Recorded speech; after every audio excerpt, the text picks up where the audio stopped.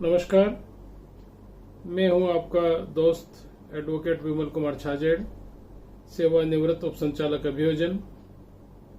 हम लगातार 2 सीरीज में निकाय एवं पंचायत चुनाव में आचार संहिता और उनसे संबंधित अपराधों के बारे में बात कर रहे हैं। आज से हम चुनाव से संबंधित अपराध कौन कौन से अधिनियम के तहत हो सकते हैं, वो अधिनियम संज्ञेय है, असंज्ञेय है, जमानती है, अजमानती है, कौन से न्यायालय में उनकी ट्रायल होगी, इन सब पर हम विस्तार से बात करेंगे। आज हम शुरू करते हैं बात अनुसूचित जाति जनजाति अत्याचार निवारण अधिनियम 1989, जो कि 14 अप्रैल 2016 को संशोधित हो चुका है। हम देखते हैं कि चुनाव में SC/ST वर्ग के लिए जो आरक्षित सीटें हैं, चाहे ग्राम पंचायत के चुनाव हो, चाहे नगर परिषद के हों, चाहे नगर निगम के हों, सभी दूर SC/ST वर्ग को आरक्षण दिया गया है। कई बार आरक्षण वाली सीटों पर विवाद की स्थिति निर्मित हो जाती है। सामान्य वर्ग के कोई किसी व्यक्ति द्वारा अनुसूचित जाति जनजाति के किसी सदस्य के विरुद्ध मतदान से संबंधित कोई अपराध किया जाता है, जो निर्वाचन से संबंधित अपराध है, तो उनको भी SC/ST एक्ट के तहत कवर किया गया है। दोस्तों, धारा 3 ये कहती है कि कोई व्यक्ति जो SC/ST एक्ट के वर्ग का नहीं है, वह यदि कोई निम्न कृत्य करेगा तो वह उस एक्ट की परिधि में अपराध की श्रेणी में आएगा। जो निर्वाचन से संबंधित अपराध है, हम खास तौर से उन्हीं पर चर्चा कर रहे हैं। धारा 3(1)L, इंग्लिश में L है और हिंदी में उसका ठ है। यदि आप एक्ट का अवलोकन करेंगे तो वहां 3(1)L और हिंदी में ठ आपको दिखाई देगा। SC/ST वर्ग के किसी सदस्य को मतदान न करने, किसी विशेष उम्मीदवार को वोट देने या गलत विधि से वोट देने के लिए यदि उसे मजबूर किया जाता है, अभित्रस्त किया जाता है या उसे रोका जाता है, या चुनाव के दौरान यह कहा जाता है कि आप नामांकन न भरें, या यदि नामांकन भर दिया है तो उसे मजबूर किया जाता है या डराया धमकाया जाता है, अभित्रस्त किया जाता है कि आप नामांकन वापस ले लें, या यह भी कहा जाता है कई बार कि आप SC/ST वर्ग के उम्मीदवार का प्रस्तावक समर्थक न बने। ये सारे यदि इस तरह के कोई अपराध होते हैं तो SC/ST एक्ट की धारा 3(1)L के तहत अपराध की श्रेणी में आएंगे। इसका दूसरा जो पार्ट है वो है चुनाव के बाद की स्थिति वाली स्थिति आती है उसमें। इसका 3(1)M, 3(1) ब्रैकेट में M, हिंदी में उसका ड है। यहां हम देखते हैं कि चुनाव कई बार संपन्न हो जाते हैं। पहले सीट अनारक्षित थी, बाद में SC/ST वर्ग के लिए आरक्षित हो गई, तो कई बार चार्ज देने की स्थिति के समय विवाद की स्थिति निर्मित हो जाती है। तो धारा 3(1)M में यह कहा गया कि SC/ST वर्ग का कोई सदस्य जो संविधान के भाग 9 और भाग 9(क) के तहत पंचायत या नगर पालिका का सदस्य है या अध्यक्ष है या अन्य पद का धारक है, उससे उसके कर्तव्य के पालन में मजबूर किया जाता है, अभित्रस्त किया जाता है या बाधित किया जाता है कि नहीं, आपको तो ये काम करना ही पड़ेगा, मजबूर किया जाए, या कोई काम जो वो कर रहे हैं उसको करने से रोका जाए और उसको डराया धमकाया जाए, तो ये अपराध भी SC/ST एक्ट की परिधि में आता है। इसी तरह एक अपराध 3(1)N, हम देखते हैं कि चुनाव के दौरान कई बार लड़ाई झगड़े हो जाते हैं और मारपीट की स्थिति बन जाती है। मतदान के बाद SC/ST वर्ग के किसी सदस्य को उपहति, गंभीर चोट, हमला करना या उसका सामाजिक बहिष्कार करना, आर्थिक बहिष्कार करना या आर्थिक बहिष्कार की धमकी देना, ये भी अपराध की श्रेणी में आएगा। कई बार होता है अच्छा तुम चुनाव लड़ लिए, ठीक है, तुम्हारा सामाजिक रूप से बहिष्कार कर देंगे, या चुनाव के बाद कोई मतदान हो गया, उसके बाद आमना सामना हो यदि किसी व्यक्ति का हो जाता है, सामान्य वर्ग के किसी व्यक्ति का, किसी SC/ST वर्ग के किसी व्यक्ति से हो जाता है, उस पर कोई हमला कर देता है, तो यह 3(1)(n) की अपराध की श्रेणी में आएगा।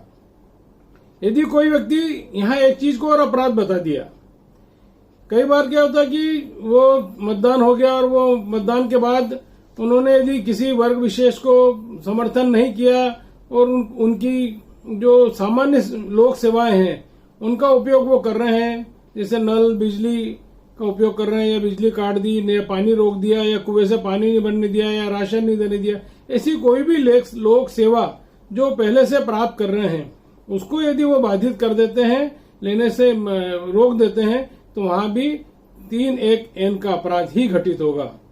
अब यहाँ एक अपराध और इसमें जोड़ा गया, 3(1)(o), जिसको हिंदी में अण कहा गया। किसी विशेष उम्मीदवार को वोट देने या मतदान न करने या विधि विरुद्ध मतदान के लिए उसके विरुद्ध कोई कार्य करने के बारे में कहा जाता है। तो यहाँ जो ये 3(1)(o) है, देखिए मैं आपको थोड़ा सा 3(1)(o) और 3(1)(l) में यहाँ कहीं कंफ्यूजन की स्थिति न हो, इसलिए उसको स्पष्ट कर देना चाहता हूं कि 3(1)(l) जो है वो मतदान करने से रोकना, मतदान के दौरान डराना, धमकाना, निवारित करना, पर्चा नहीं बनने देना, उससे संबंधित है। 3(1)(o) की स्थिति थोड़ी सी दूसरी है। 3(1)(o) जो है उसमें यदि किसी विशेष उम्मीदवार को वोट नहीं दिया या वोट मतदान करने से रोका या कुछ ऐसी स्थिति हुई और उसके बाद कोई अपराध घटित होता है और वो क्या कर देंगे, अच्छा तुमने संबंधित को वोट नहीं दिया या उसका समर्थन नहीं किया, या हमने कहा था कि उसको वोट देना, उसको वोट नहीं दिया, और उस कारण उस व्यक्ति के विरुद्ध SC/ST एक्ट में जो धारा 3(1)(3) में जो अपराध बताए गए उनसे संबंधित और कोई घटना घटित कर देता है, जैसे सिर का मुंडन कर देना, मूछें काट देना, जूते की माला पहना देना, या चुनाव की रंजिश वश उसकी फसल को नष्ट कर देना इत्यादि यदि कोई कृत्य करता है, तो जो धाराएं 3(1)(e), D, E, G इत्यादि का जो अपराध है वो तो अपनी जगह है ही, पर ये धारा 3(1)(o) भी उसके साथ लगेगी, चूंकि ये मतदान से संबंधित विवाद के कारण ये घटना उनके साथ घटित की गई है। तो दोस्तों, SC/ST एक्ट के तहत भी यदि चुनाव के दौरान कोई विवाद की स्थिति बनती है तो ये धारा 3(1)(l), M, N और O के तहत अपराध पंजीबद्ध किए जा सकते हैं, और इन अपराधों में न्यूनतम 6 माह की सजा और अधिकतम 5 वर्ष की सजा और जुर्माना है। ये मामले सब संज्ञेय अपराध हैं, इनका विचारण विशेष न्यायालय में होता है, इनके विशेष प्रोसिक्यूटर होते हैं, सारे मामले अजमानती अपराध की श्रेणी में आते हैं। अब हम बात करते हैं एक अन्य विधान की, जो भी चुनाव से संबंधित है। कोलाहल नियंत्रण अधिनियम के तहत निर्वाचन अधिकारी या डिस्ट्रिक्ट मजिस्ट्रेट ध्वनि विस्तारक यंत्रों के बारे में निषेधाज्ञा जारी कर देते हैं कि ध्वनि विस्तारक यंत्रों का उपयोग किस तरह किया जाएगा। तो मध्य प्रदेश का जो स्थानीय लोकल एक्ट है, मध्य प्रदेश कोलाहल नियंत्रण अधिनियम 1985, उसमें धारा 15 के तहत दंडनीय अपराध बताया गया है। तो धारा 3 और 4 ये कहती है कि रात को 10 बजे से 6 बजे तक कोई भी तीव्र गति के संगीत को बजाया नहीं जा सकेगा। और धारा जो 15 इसका जो दंडनीय अपराध जो है इस एक्ट में, वो 6 माह तक की सजा या जुर्माना 1,000 रुपए या दोनों से दंडनीय होगा। यदि किसी एक व्यक्ति ने पूर्व में भी कोलाहल नियंत्रण अधिनियम का संबंधित कोई अपराध किया है और उसके खिलाफ पुरदोष सिद्धि है, तो अपराध दुगना हो जाएगा, जो सजा की मात्रा दुगनी हो जाएगी। अब यहाँ हम समझ लें कि क्या कोलाहल नियंत्रण अधिनियम के तहत FIR होगी? नहीं, कोलाहल नियंत्रण अधिनियम का मामला असंज्ञेय अपराध की श्रेणी में आता है, जो जमानती अपराध होंगे। धारा 14, इसके लिए आपको धारा 14 देखना होगी कि धारा 14 में कोलाहल नियंत्रण अधिनियम के अपराध असंज्ञेय और जमानतीय बताए गए हैं। इसका मतलब ये हुआ कि हमें यहाँ परिवाद प्रस्तुत करना होगा। अब ये स्थिति आएगी कि क्या जब मामला असंज्ञेय है तो हमें जो लाउड स्पीकर बज रहे हैं या जो डीजे वगैरह तेज आवाज में बज रहे हैं या समय के बाद बज रहे हैं तो उनको जब्त करने का अधिकार है। तो यहाँ धारा 16 उसमें प्रधान आरक्षक से वरिष्ठ श्रेणी के सभी पुलिस अधिकारियों को इसमें जो स्पीकर्स हैं या तीव्र ध्वनि वाले जो यंत्र चल रहे हैं उनको जब्त करने का अधिकार दिया गया है।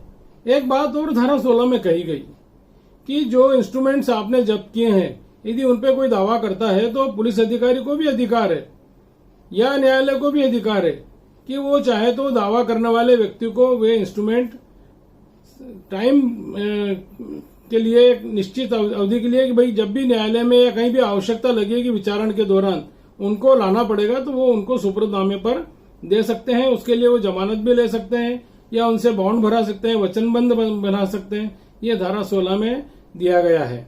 इसके लिए ये हमें ये देखना होगा कि हमें इसका जो इंस्ट्रूमेंट जब्त किए गए हैं उनको राजसात करने का अधिकार केवल न्यायालय को है। एक और महत्वपूर्ण बात, जो चुनाव के दौरान जिला दंडाधिकारी हमेशा एक आदेश जारी करते हैं, धारा 18 साइलेंस जोन घोषित कर देते हैं। साइलेंस जोन घोषित करने के बाद जो अधिकारी अधिकृत होते हैं, सक्षम अधिकारी होते हैं, उनकी अनुमति के बाद ही उन साइलेंस जोन में कोई भी ध्वनि विस्तारक यंत्रों को लगा सकते हैं। तो यहाँ हमने कोलाहल नियंत्रण अधिनियम की बात की और SC/ST एक्ट के तहत जो अपराध होंगे उनकी बात की। अंत में हम एक एक्ट की और बात कर लेते हैं, उसके बाद फिर हम विस्तार से अन्य एक्ट के बारे में भी बात करेंगे। दोस्तों, यदि मेरा आपसे एक विनम्र निवेदन है कि मेरे इस चैनल को यदि अभी तक आपने सब्सक्राइब नहीं किया हो, सब्सक्राइब कर दें, लाइक कर दें, शेयर कर दें, ताकि हम आपको इस सीरीज में आगे और अच्छे एक्ट के बारे में, उनके प्रावधानों के बारे में बता सकें। तो अब हम बात करते हैं संपत्ति विरूपण अधिनियम। हम देखते हैं कि चुनाव के दौरान हर किसी के भी भवन पे, मकान पे, उसकी दीवार पर या किसी निजी उस पे खड़िया से पोत देते हैं या उसके ऊपर किसी रंग से लिख देते हैं या उसके ऊपर कोई खंबे पर, भवन पर, झोपड़ी पर, दीवार पर शाही से, रंग से उसको पोत के उस उम्मीदवार अपना प्रचार कर देते हैं और उसको विरूपित कर देते हैं। तो यहाँ पर ये अपराध देखिए, अपराध में केवल जुर्माना 1000 रुपये है, पर यह मामला चूंकि किसी व्यक्ति की संपत्ति को आपने विरूपित किया है इसलिए इस मामले को संज्ञेय बनाया है। तो आप ये जान लीजिए कि जो पुलिस ऑफिसर्स हैं या प्रोसिक्यूशन ऑफिसर्स हैं उनके जानकारी में ये जरूर होना चाहिए कि संपत्ति विरूपण निवारण अधिनियम 1994 संज्ञेय अपराध है जिसमें FIR हो सकती है। और जहां तक जमानती अजमानती का सवाल है, दंड प्रक्रिया संहिता के जो शेड्यूल है उसके हिसाब से जो इसमें केवल जुर्माने का अपराध है तो यह एक जमानती अपराध की श्रेणी में ही होगा। तो दोस्तों, ये 3 एक्ट के बारे में हमने आज चर्चा की। मैं उम्मीद करता हूं कि आपको ये तीनों एक्ट के बारे में जो प्रावधान है वो समझ में आए होंगे। निश्चित रूप से मैं डिस्क्रिप्शन में भी इनके बारे में उल्लेख कर दूंगा। आप चाहें तो डिस्क्रिप्शन बॉक्स में जाकर इनको विस्तार से इनकी धाराओं के बारे में आप देख सकते हैं। नमस्कार।